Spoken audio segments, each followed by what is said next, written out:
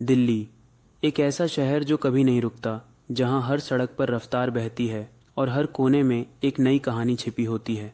लेकिन कभी कभी यही शहर हमें थमा देता है, सांसें रोक देता है और हमें सोचने पर मजबूर कर देता है कि हम कितने असुरक्षित हैं।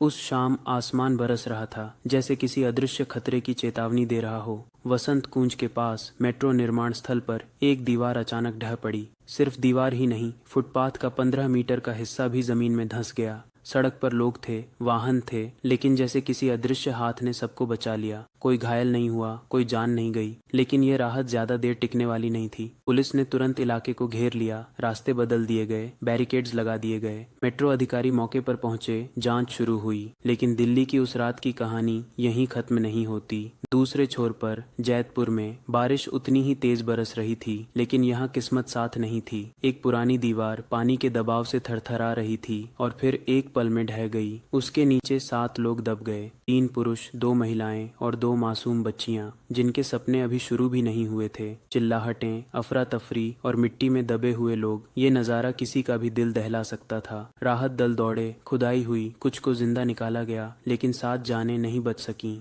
एक माँ जो बारिश से भीगी जमीन पर बैठी थी, अपनी 4 जानों को खोकर सिर्फ एक वाक्य कह रही थी, मैं अब दिल्ली में नहीं रहना चाहती। उस आवाज में ऐसा दर्द था जिसे सुनकर पत्थर भी पिघल जाए। 2 हादसे, 2 अलग जगहें, लेकिन एक ही सवाल, क्यों? क्या ये सिर्फ बारिश की मार थी, या हमारी लापरवाहियां, हमारी कमजोर योजनाएं और ढीली सुरक्षा व्यवस्थाएं इस मौत की वजह बनी? एक तरफ हम नई मेट्रो लाइनों और चमकती सड़कों का सपना देखते हैं, दूसरी तरफ एक बारिश हमारी नींव हिला देती है। ये सिर्फ दीवारों का गिरना नहीं है, यह हमारी जिम्मेदारियों का गिरना है, हमारे सिस्टम की कमजोरी का सच है। दिल्ली की इन 2 शामों ने हमें दिखा दिया कि खतरा हर जगह है और वह बिना चेतावनी के आ सकता है। सवाल अब भी हवा में है, क्या अगला हादसा हमारे दरवाजे पर दस्तक देने से पहले हम जागेंगे, या फिर हर बारिश के बाद हम सिर्फ मलबा गिनते रहेंगे?